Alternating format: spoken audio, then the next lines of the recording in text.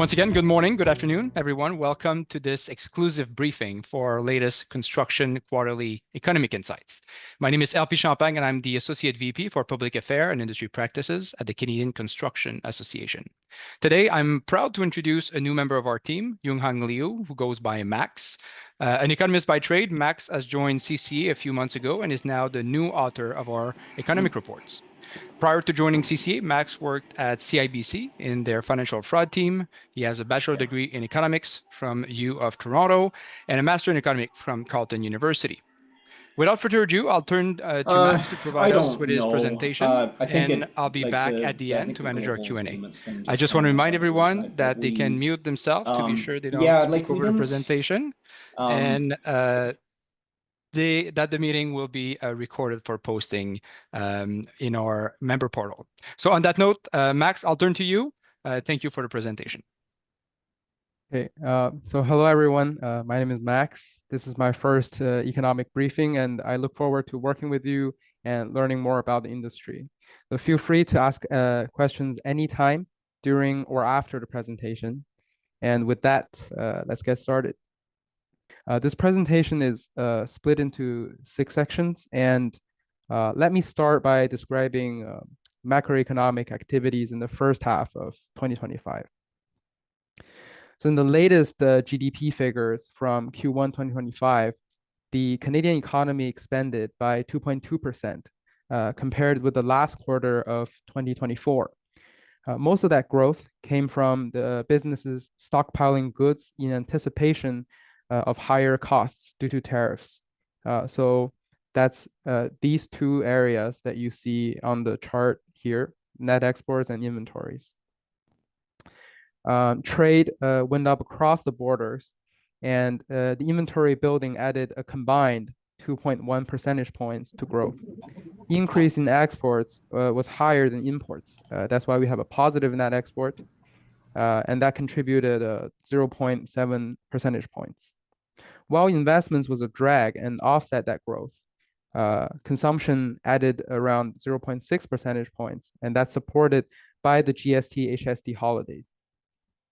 So this surge in trade and inventory buildup did not last. By now, the patterns have flipped sharply. The chart on the right, this is called a waterfall chart. So here in May 2024, this is the real level of net export, which was negative. And then later on, these other bars are all changes. And so this plots monthly changes in international trade balance of commodities over the past year. And all the growth that we talked about took place in December and January around these parts. So we were talking about declines in exports that outpaced imports around February, and then March and April. Net export plunged by $5.32 billion, and then it fell a further $5.18 billion in April. So that created the largest monthly trade deficit ever recorded, before a modest rebound of $1.74 billion in May. As such, the decline in net export market forecasts GDP growth rate to be around 0 for the second quarter. So that was the broader economy. How did construction do? The sector experienced a modest expansion in the first quarter. Real GDP grew by 0.22% and reached $167 billion, right after a relatively strong growth of 1% in the last quarter. So that's good news. And this may seem small beside the figures from the aggregate economy we saw last slide, but keep in mind that construction lacks inventory buildup, so no one is piling up on construction before the tariffs. And in fact, as construction firms stock up on materials, that drags the number down. So the fact this is still positive is very good. And this is now we've reached the highest level since Q3 2022. And that's also a 1.5% growth year over year. All subsectors of construction saw gains during this quarter, with the exception of engineering activities. Now, each subsector, first up, residential building construction continued to recover from last year's weakness. It expanded by 1.14% on a quarterly basis, and that's 1.56% year over year. This marks an end to the 3-year streak of negative growth in residential building construction. And we'll see later on from the investment numbers that this gain came from multi-unit buildings. We also see non-residential construction becoming the sector's main growth engine, expanding by 2.54%. Engineering activities decreased by around 2%. This is a rare occasion in the last 5 years. As you can see, normally this light green area is all in the positives, and that was due to a slowdown in oil and gas activities, so which offset all the gains from residential and non-residential in terms of real dollar amount. Repair constructions has declined since Q1 2022. Then in the first quarter this year, it rebounded by 150 million after a low point in the last quarter. Year over year, though, that's still a 1% decline. Share of non-residential in the industry has been growing very steadily after the pandemic and is now on track to reach pre-pandemic levels as more and more organizations return to office. Overall, we're seeing an upward trend in the performance of the sector and believe this will continue with a national push to build. So moving on to investments, this chart is formatted the same as the last one. They both show quarterly changes. The difference here is that while the last one only had data for Q1, this also includes data points from April and May here in the Q2 bar. Investment in Q1 grew by 5.65%, marking the steepest quarterly gain since 2021 and reflecting the impact of lower interest rates. A 15% surge in multiple dwelling buildings account for 1 billion of the total 1.14 billion gain. So all this red area, that's all gains from multiple dwelling buildings. And this subsector is now approaching their 2021 peak during the same months.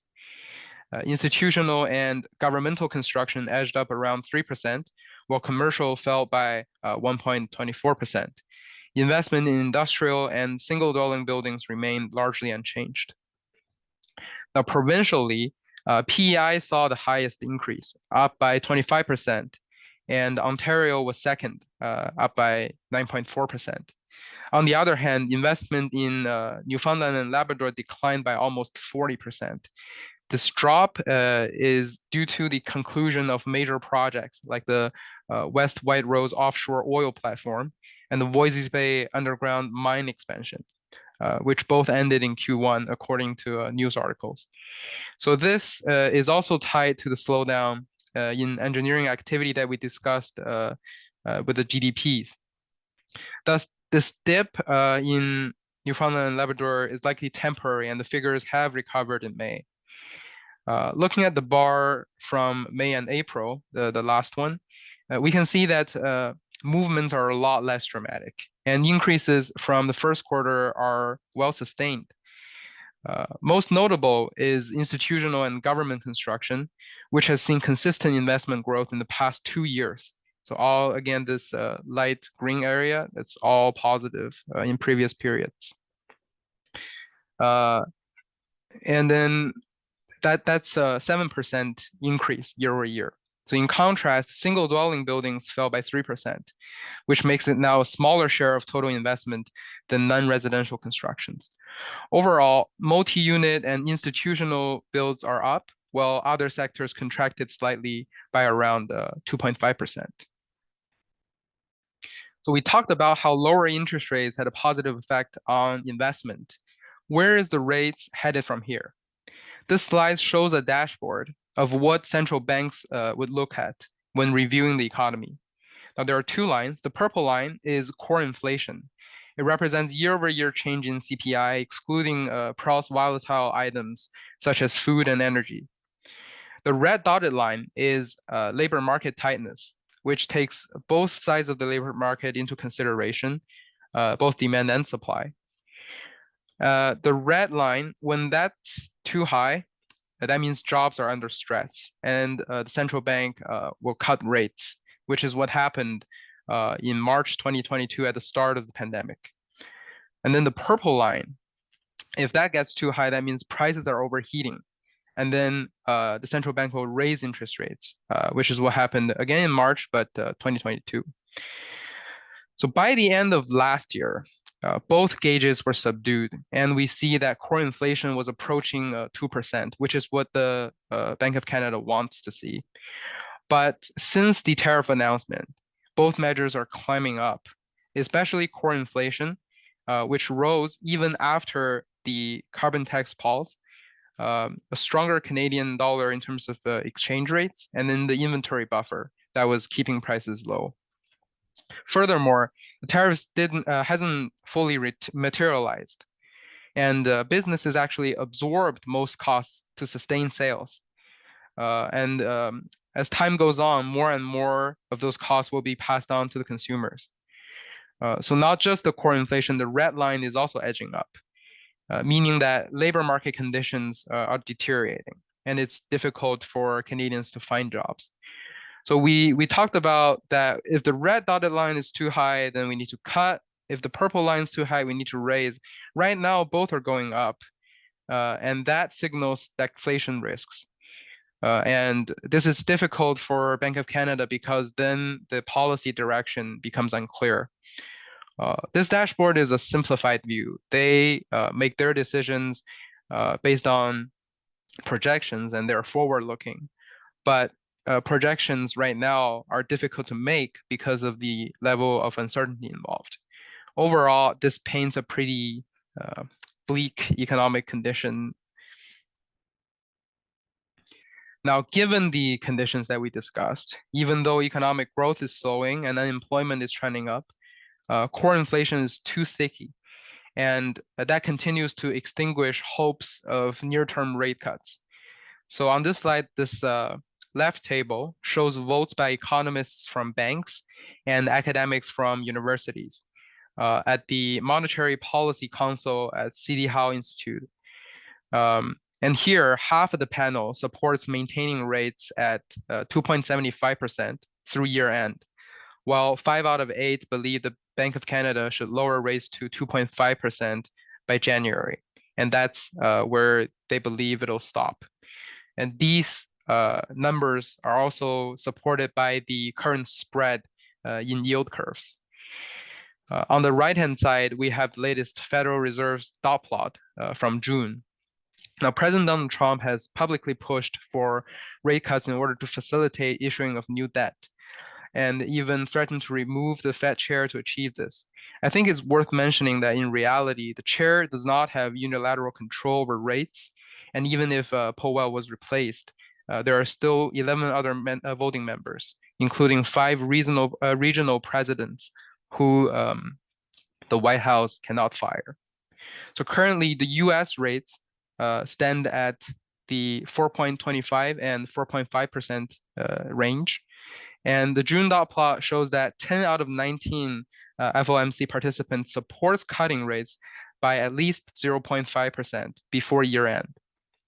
On the other hand, we have 7 members who favor holding rates where they are, and that's a significant divide. So there's quite a bit of uncertainty there for the US. For this quarter, our quarterly focus is the fiscal plan of the new Liberal government. Construction was front and center in both Strong's speech and the first bill to clear the House of Commons. And this quarter, we examined the fiscal plans, although that's still missing in the form of an official budget. So instead, we're taking a look at the fiscal and costing plan that's released during the campaign. On the chart on the left, we can see that all new measures of this plan laid out over 4 years, and each bar shows the annual split between spending in construction and other purposes. In total, the platform sets out $129 billion in new measures, of which a total of 39% about 50 billion. So there's all this purple area that will benefit construction businesses directly. We can see that there's a downward trend in the total spending over the years, with all the decreases coming from construction. So the red area, that's actually increasing throughout the years. We start with 18 billion in the first year, and then as we get to 2027 to 2028, that reaches 9 billion. So almost half of what we'll be seeing in the next fiscal year. But what's being cut here after the first year is mostly spending on non-residential initiatives. Even with the Bill C5 reducing approval cycles from 5 years to 2, I think many of the projects won't really break ground quick enough in just 1 year to absorb the funds. So the actual outcomes might seem different than what we see here. And on top of the bars, there's a very thin layer of blue. So these represent spending in workforce and skill programs that, while it won't solely benefit construction, it still helps us to meet labor demand. And this combination leaves the industry in its most constructive policy position since the post-war highway era. In the graph on the right side, we can see a more detailed breakdown of the programs. The biggest projects, if we divide them into clusters, are infrastructure in economic corridors and data centers. And that accounts for 40% of all construction-related budget.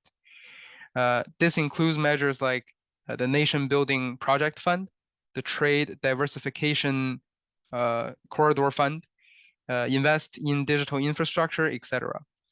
Now, close behind is the housing stream. That's around 1/3 of total spending in construction.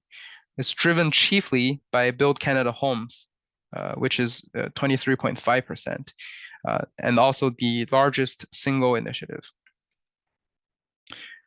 Now, social and community infrastructure accounts for a further 18%. The slice covers critical health care facilities, infrastructure in indigenous communities, and a few other local facility projects. Security infrastructure is about 1.6 billion. It funds upgrades to defense bases, RCMP buildings, and land border crossings. Keep in mind that these numbers were set before Canada pledged to raise defense spending to 2% of GDP by the end of this fiscal year. And total spending on defense was 18 billion in the platform. That includes both operating and investment in construction. Of that, 4.7% is capital spending, right? Think bases, hangars, ranges. That would directly impact contractors. The rest goes towards operating like wages and training. This ratio is in line with historical levels. So usually the capital investment is about 5% of total defense budgets. And so the upcoming defense boost alone could add at least $500 million per year in construction work. The government has already allocated around 1 billion on repairing military infrastructure and building an Arctic base. The capital intensive plan is not only great for our sector, but also the broader economy.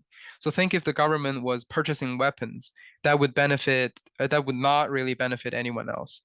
But capital investment in infrastructure could have a stronger multiplicative effect. So overall, if we exclude Build Canada Homes, that benefits manufacturers rather than builders. The remaining envelope averages about 10 billion a year, giving the construction sector roughly 5% lift to sectoral GDP. A robust plan is not without challenges. Historically, restrictive rules, not funding, have been the biggest bottleneck for the military. And we also have a chronic labor issue, now exacerbated by reduction in immigration. So how will the new spending be funded? That will be a mix of cost cutting and issuing debt. So first, federal spending cuts. The finance minister has ordered departments to reduce program savings by 15% over the next 3 years, which is estimated to save 25 billion in annual spending. Employment and Social Development Canada projects a loss of 6,700 jobs over that period. And most cuts will be in subsidies, grants, and administrative overhead, so not capital projects. As a result, this part of the federal infrastructure investment is relatively insulated from the operational savings measures. And then second, new federal borrowing. This Reuters report late in May,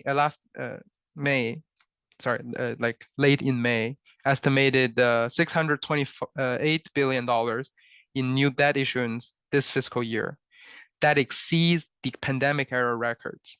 And lower interest rates also reduced government's cost of capital and makes large bond issues easier to place. Now, third, custom revenues from tariffs reached about $2 billion, but that amount is pretty modest compared to these two. And the taxes also weaken growth, which tempers with the overall benefit. So it's pretty negligible. We'll keep monitoring each of these channels and report back as the fiscal picture evolves in the months ahead. Now, moving on to the third section of today's presentation, I'll discuss recent changes in business sentiment. What obstacles builders are expecting in the near future? Every quarter, StatsCan surveys businesses on whether they expect specific obstacles in the months ahead. Firms will answer yes or no, and the share of yes responses is reported. This table shows the change in shares of the yes responses from the first quarter to the second quarter, measured in percentage points.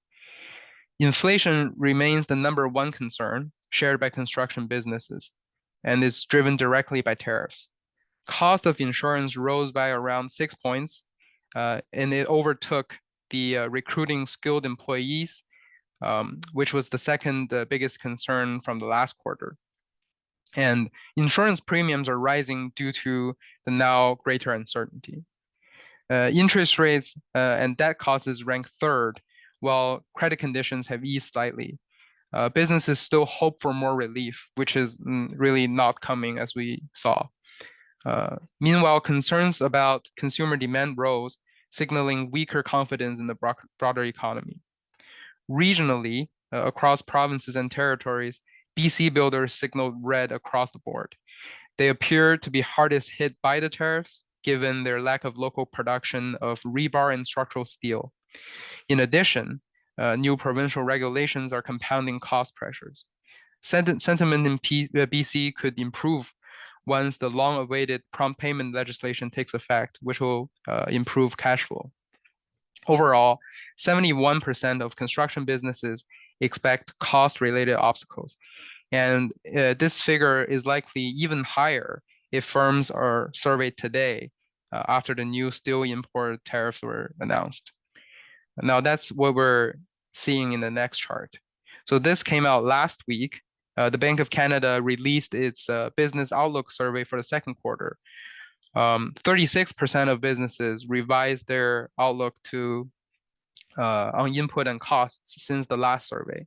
So they expect even higher costs than they did after the first tariff announcements.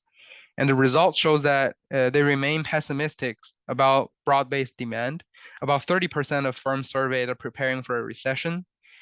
Businesses are delaying expansion plans, holding off hiring and investment. And in terms of costs, most firms anticipate that labor cost growth will slow while input cost of materials to accelerate.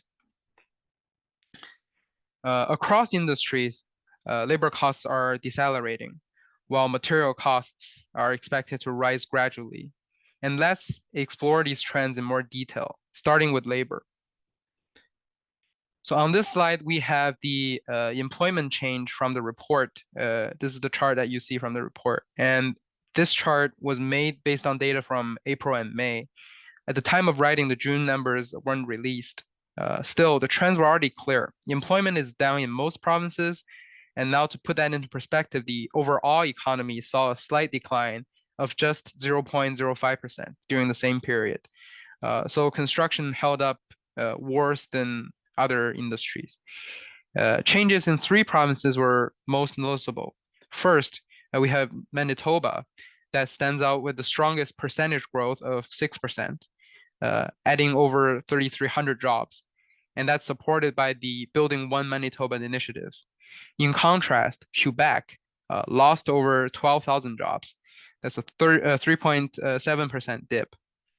And this was largely the result of the residential construction workers' strike that began in May. So while the impact was dramatic, we expect it to be temporary. Then there's Ontario, which also saw a decline of nearly 10,000 jobs.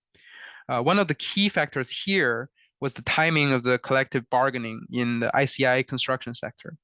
And the open period in March and April delayed many hiring decisions, which likely contributed to the drop. Altogether, these numbers point to a sector that's highly sensitive not just to economic conditions, but also labor relations and policy timelines. Now, since then, we got the fresh data from June, which reported jobs recovery across the Canadian economy, albeit mostly increases in part-time jobs. The construction sector was no exception. Now, most provinces posted gains in June. Manitoba was up again, and then Ontario bounced back by 0.6%. PEI added about 1%, which was enough to reverse the decline, the quarterly decline in PEI and pushed it into positive territory. So Quebec still shows red on the map due to the strike that was still in place in June, but it has ended by now. We should expect a rebound in the next rounds of data for Quebec. Alberta went the other direction. So it was an increase in April and May, and now it fell by 1%. One potential factor could be the wave of wildfire evacuations. That leads us here to this updated view from averages of all 3 months of the second quarter. Overall, we see that there's growth across the 4 provinces in the west, while broad declines in the east. Manitoba leads the nation in terms of percentage change, but in absolute terms, it's far from offsetting major losses in Ontario and Quebec, which together account for over 20,000 job losses. And for most provinces, construction employment followed the direction of the broader economy, except for Newfoundland and Labrador and Nova Scotia. Newfoundland and Labrador saw construction employment decline by 3%, while other industries grew by 1.6%. Similarly, in Nova Scotia, construction fell by 4%. That far outpaced the province's overall job loss of just 0.5%. And it may slip further for July because there was a 2-week strike in Cape Breton, and it was already wrapped up by July 22nd. So now, despite a modest rebound across all industries in June, construction employment still ended the quarter in red. But with the Quebec strike now resolved, I won't be surprised to see a sharp rebound the next quarter. Of course, these numbers only tell part of the story, and if you're seeing something different on the ground, whether it supports or challenges what I've talked about here, I'd really love to hear it. Your insights and predictions are incredibly valuable as we try to make sense of where things are headed. Canada's unemployment rate hit 7% in May and stayed above 6.9% through all 3 months of Q2. This is the highest it's been since 2022. Construction has been a big part of that story. Unemployment in the sector climbed from 5.3% in Q4 to 6.7% in Q2. So while it's still below the all industry average of 6.9%, it increased by 1.5 percentage points in just 6 months. And that significantly outpaced other industries. Vacancies, on the other hand, this little tail end over here, has been very stable, around 40,000 jobs. With more people looking for work and no corresponding rise in openings, it's easier for firms to staff projects, but harder for workers to land jobs. And the red dotted line is also trending up here. That is why businesses predicted the deceleration in wages. The chart ends in April because vacancy data runs 2 months late behind unemployment. And if we were to assume that the vacancy levels would stay the same, we would see a spike, further like growth in the red dotted line, which is the unemployment to vacancy ratio for July and August. Sorry, for May and June, but that will recover in July and August. It will go down again. And looking ahead, a new wave of government-funded infrastructure work could quickly tighten up the skilled trades market again. So last but not least, let's take a look at the recent developments in costs. We have revamped this chart to show year-over-year changes rather than quarterly changes. This avoids the seasonality bias and allows the use of more timely data. So first and foremost, we need to take note of the fact that this measure captures prices at the factory gate before taxes and tariffs.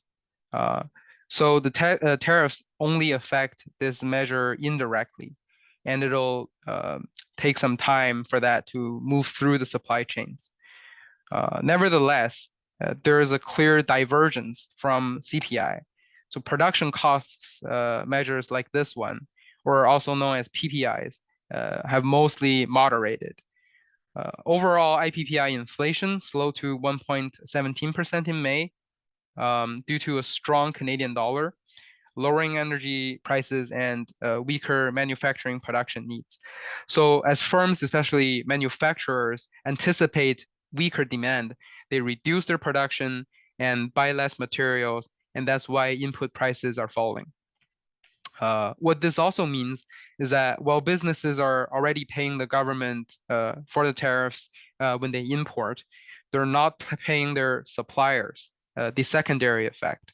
So when their suppliers pay their own tariffs, they're not passing that cost onto the brands down the line. And market competitiveness is a major factor in deterring this rise, but that will catch up eventually. Materials were cheap in the first half of 2025.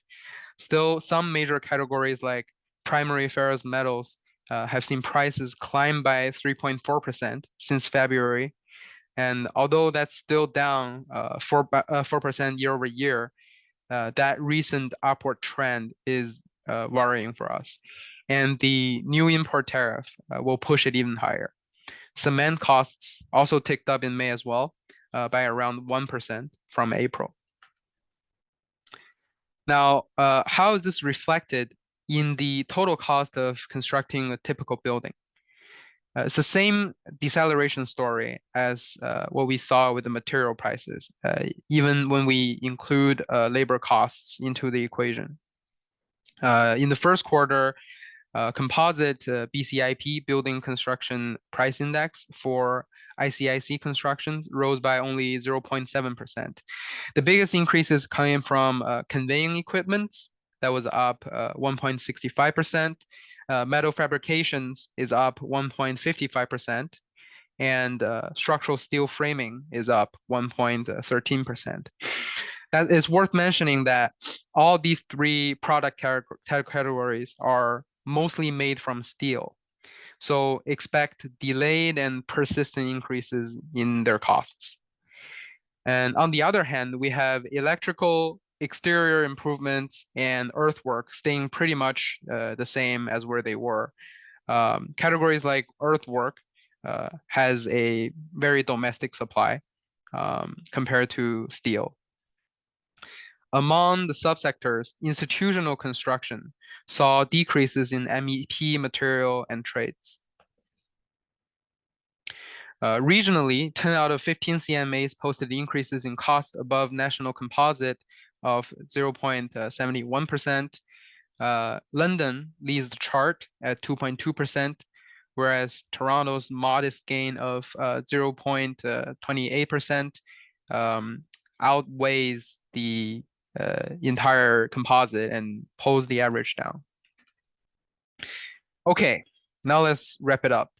Other than repeating themes like weaker demand and interest rate risks, what are the other takeaways for the next quarter? So first, growth will be driven by government spending. And then although firms have been paying tariffs to the government, which already squeezing their margins. There's still a lot of potential room for material prices to go up. And we haven't seen the secondary effects yet. This hinges on the outcome of the trade talks. This Friday is the deadline that President Donald Trump set for talks with Canada, and his latest threats were a wide-ranging tariff of 35%. Unlike the European Union, which has already sorted out a deal with the United States, it seems like there hasn't been too much progress from Canada and the US, according to both Prime Minister Carney and President Trump. So look out for developments on that during the week. And unemployment in Canada will remain high, exacerbated by the pause on rate cuts, and that puts downward pressure on labor costs. So that was our presentation. Now I'll turn it back to LP, and if you guys have any questions, feel free to ask.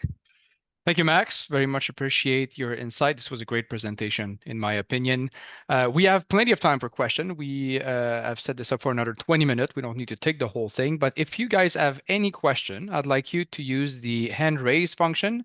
If you cannot find it, look at the bottom of your screen for a heart-shaped icon called React, and then you can raise your hand. I'll recognize you, and you can bring your question up. If you cannot speak, feel free to put that in text chat as well, and I'll try to read that to the best of my capacity. First, let's turn to London, Ontario with Mike Carter. Good morning. Can you hear me? Yes. So welcome aboard, Johan or Max. What do I call you, Max? Max is fine. LP calls me Max. Okay, Max. Question related not so much to BCPI, because I found out you don't have Q2 up there, but Q2 came out on Friday, and I sent a report off to our board that whatever's going on with tariffs has been surprisingly unseen in BCPI, which is reasonably as to what we had predicted down here, but still surprising. But question that I have is that, was it last week? Carney was at some announcement about Canadian steel imports, quotas, and increases in tariffs. And my question to CCA, there is a counter to that, right? I think part of their justification was if we don't do it, we're going to lose 10,000 steel jobs. Mm-hmm. And I fully expect now that the steel prices will increase to whatever the maximum is. And a counter to that may be a loss of 15,000 construction jobs. LP, does CCA have the capacity to actually provide input into these discussions? Because my training has always been that when you put in tariffs and quotas, the actual specific manufacturer makes out well, but the general population doesn't, and that's why the last steel tariff program died after a year, because people realized, right, it's great that Nucor makes out well, but the rest of the U.S. economy, the automotive actually suffered losses bigger than their gains. And so just a question on CCA's position on some of this and its potential negative impact on construction. Thank you, Mike. Max, I'll start, but if you have any specific research or number on it, please step in. So this is first and foremost a public affair and politics question, and this is probably one of the biggest files we've been dealing with since, I would say, March or April. So the tariff have been a main focus for CCA for almost a year now, but the steel question specifically is more recent, and this comes from right before the election, when the previous Liberal administration said we are going to, put simply, prioritize steel over other industries. Let me be blunt. Whenever a government, any nation, start putting in place artificial government measure that interact with the market, weird things happen. The rules of the market are not, assuming there will be government intervention in artificial measure like this. So there is a risk, there is a challenge on the price of steel, on the capacity of steel production, on the diversity of product, the supply chain, etc. This is something, to answer specifically your question, that CCA had the chance to voice at a number of situations. When the first announcement came in, I think that was in March, we released a statement saying that the government should not start tackling measure this way while we understand the need to respond to what's happening in the US. Since then, we've had good relationship and collaboration with the federal government, especially at PSPC on their own internal discussion regarding Canadian Steel and federal project, but also with Finance Canada and PMO in regards to the overall impact. The harsh reality is the government has a political desire to showcase clear support for the steel industry and the auto manufacturing in a way. These, if I can say so, are a lot of votes in very specific riding. They are heavyweights in the number of seats, as opposed to construction, which is a massive impact Canada-wide, but more evenly spread out across riding. So pre-election, through the election, there was definitely a big focus on where political discussion could have an impact on seats. We are now hopeful that we can continue that engagement and make sure they don't make things worse. I hope that answered the question. Yeah, let me ask you this then, LP. So what shows up in BCPI for, so Q1 was sort of like just getting into it kind of tariffs thing. Q2, you should have seen tariffs actually, because it was a full quarter. As the BCPI as it relates to structural steel, is that within what you folks would have expected it to be given what the tariff levels were, or were there any surprises in that? Because I think one of the big factors is you got multinationals that sit on both sides of the border, right? And so they're picking up tariffs as just an internal pricing issue.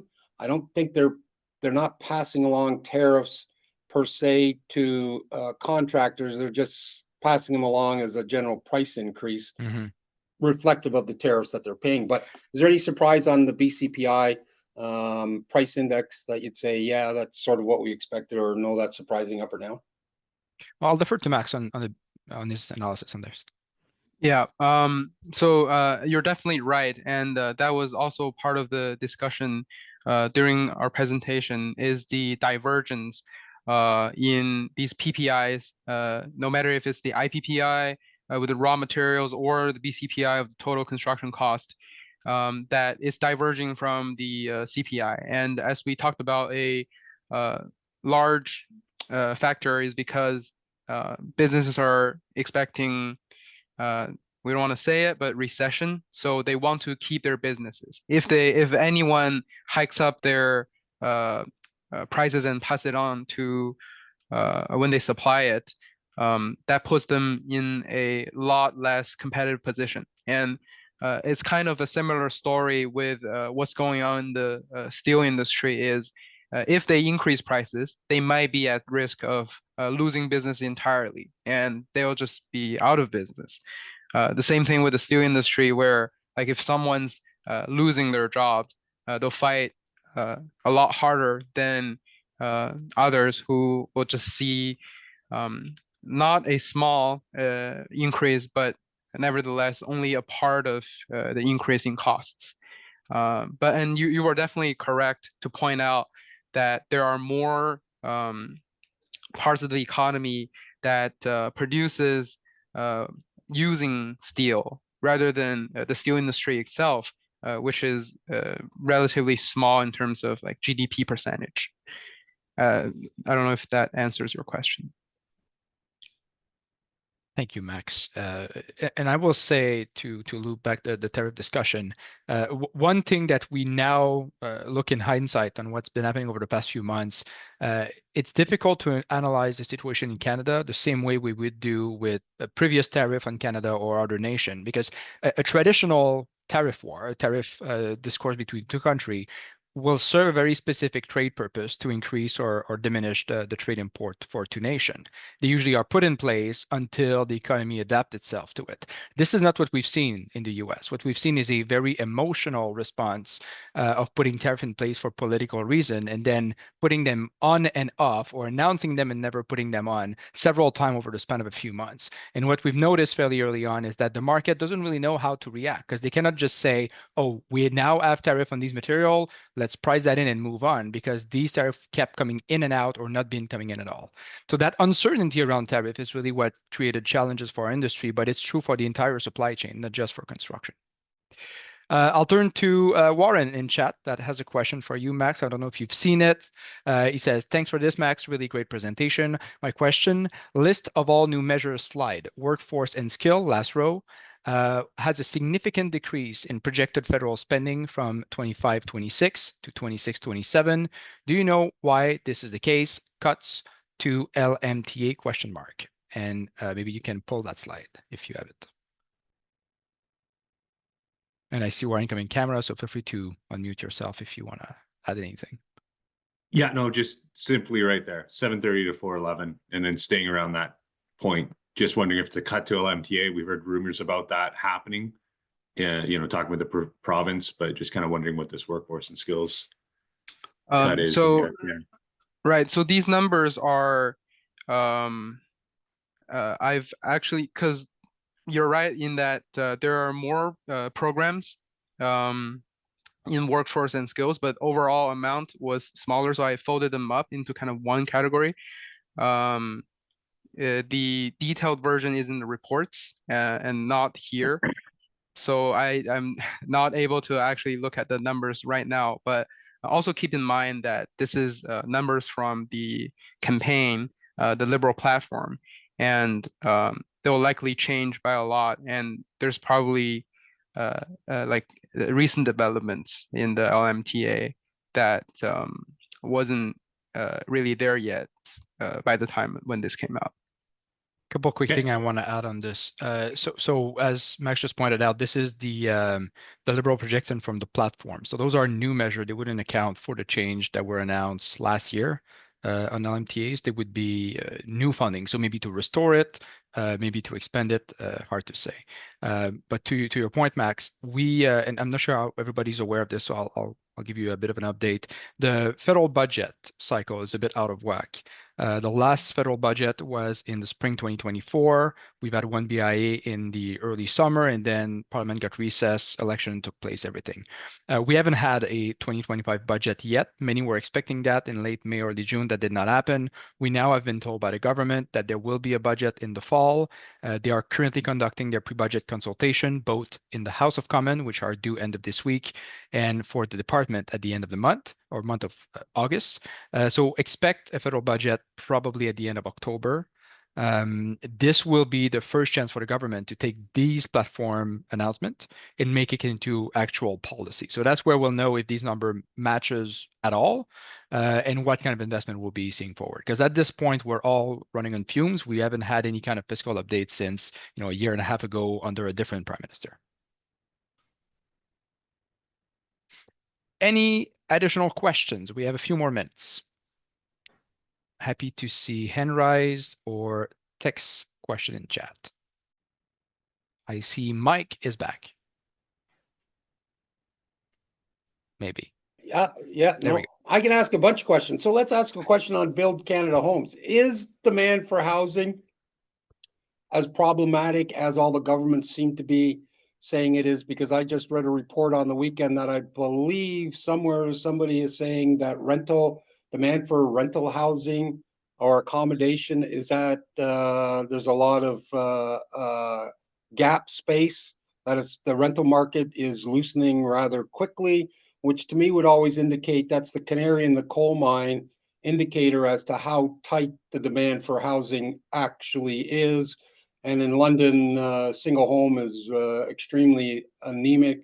I believe multi-unit in Toronto is like dead. So just a question as to whether there is the demand or whether, because I think if you go back and LP, you would have the stats for 20 years leading up to COVID, demand and supply of housing in Canada was pretty straightforward. We do COVID, then we do massive immigration, and all hell breaks loose. And COVID finally went away, and immigration looks like it's now finally going to go away. And so are we going to be left with just a whole lot of wasted spent money on a temporary issue? That's a very good question, and I have several answers to that. Let me try to keep track of them all. So first, like you mentioned, there was a massive wave of immigration, and for the most part, they ended up in metropolitan areas like Toronto and Vancouver, and that's where we're seeing kind of rent costs and also just real estate prices decreasing in recent months because of also new changes to the immigration policy. While other parts of Canada, so maybe outside of Ontario and British Columbia, are still seeing prices going up. But these increases are a lot more stable than what they were. What the government claims is that these are more chronic issues. So think problems like homelessness. And then that's what they're really trying to solve. And like Build Canada Homes is a program dedicated at affordable housing.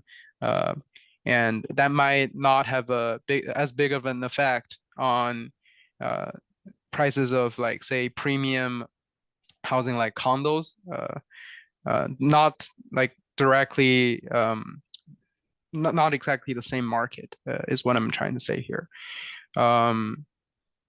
So that was, and there's also the other issue that you're right.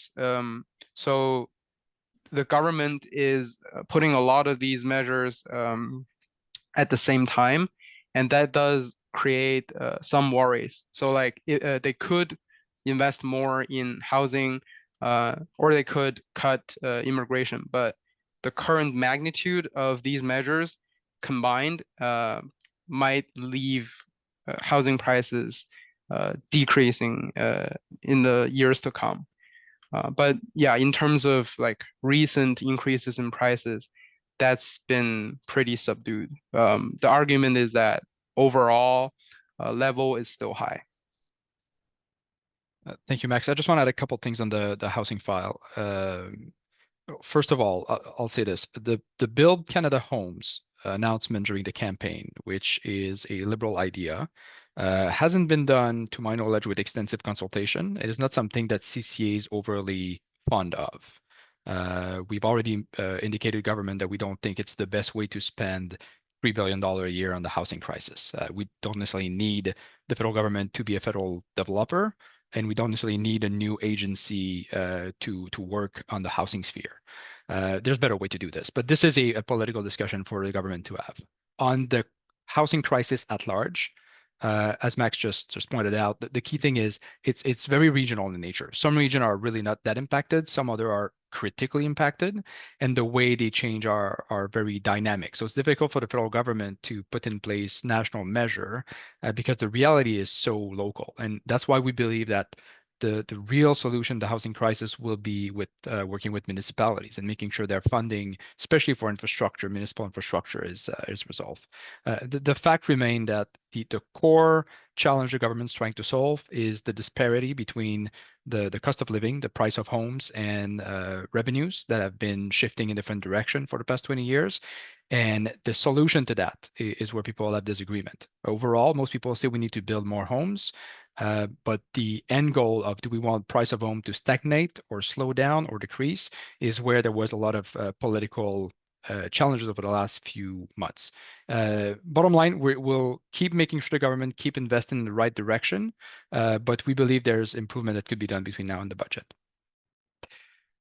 I'll move on with a last question because we have only 3 minutes. Ryan in chat says, are there any update on interprovincial trade barrier? What are the barrier? Is there capacity to strengthen the Canadian supply chain, and any initiative that directly impact the construction industry? So I'll take this one, Max. Feel free to jump in if you have data. The trade barrier discussion have been going on for a few months now. There's a number of things that have happened and some more that are currently happening. You'll remember that when Prime Minister Carney was elected, he committed to a very tight timeline of quote unquote removing trade barrier by July 1st. This then translated into Bill C5 that was presented to the House of Commons, passed before the Parliament resumed in the early summer, and has now received royal assent, is now law. So this is a federal bill or federal law now with two bill in one, if I can put it this way: the One Economy Act, which is about trade barrier, and the Major Project Initiative to streamline some national project. The One Economy Act really aim at removing trade barrier, improving commerce between provinces, but this is specifically the federal scope, which is very limited. A lot of these barriers by nature are at the provincial level because provincial government, rightly so, want to protect their domestic economy, especially smaller provinces don't necessarily want all their procurement to become Toronto company or multinational. So some of that will remain in place. Premiers have been meeting, that was, I think, last week in Ontario, to further discuss how they can have provincial impact on this. The federal act is in place. What I can tell you now is that there is consultation underway with the Minister of Transport, Chrystia Freeland, in regard to upcoming regulation. CC is involved in this, so is many of our federal stakeholder, and we will report membership as soon as we have anything concrete in the regard. But I would expect more to come on this probably by mid-August. Hopefully that gives you a bit of an answer. And to your question about the impact on construction, it's twofold, really. It has to do with labor mobility and how workforce can work across different provinces in regard to their training and certification. And the other one, of course, is the movement of goods, specifically construction material, especially if we see a decline of US imports. We need to be able to offset that to either international imports or domestic goods, which are not easily moved from province to province due to trucking regulation, barriers in terms of fiscal move, etc. So this is the two big area of discussion. I hope this answered the question, Ryan. Max? Right. So on top of on the 2 points that LP brought up, labor mobility that will benefit other sectors, for example, healthcare, and even like education more than it does with construction. And also the transportation of goods. There are some kind of trucking rules that has been hindering transportation between provinces, but the overall kind of distance remains a larger factor in regional transportation difficulties. Thank you, Max. We are right on the hour mark, so I think we'll wrap this up here. Thank you all for your interest and your question. This was our exclusive briefing for this quarter's analysis. I'll remind you that every 3 months we have a similar report being published. The next one will come in a few months in the early fall, and Max will be there to provide you more insight at this point. If you have any questions on this subject or anything we do at the CCA, I encourage you to reach out to me or Max by email or by phone. We'll always be happy to work with your local association or company in making sure we navigate these challenging times. So then again, thank you all. Thank you, Max, and I'll see you next quarter.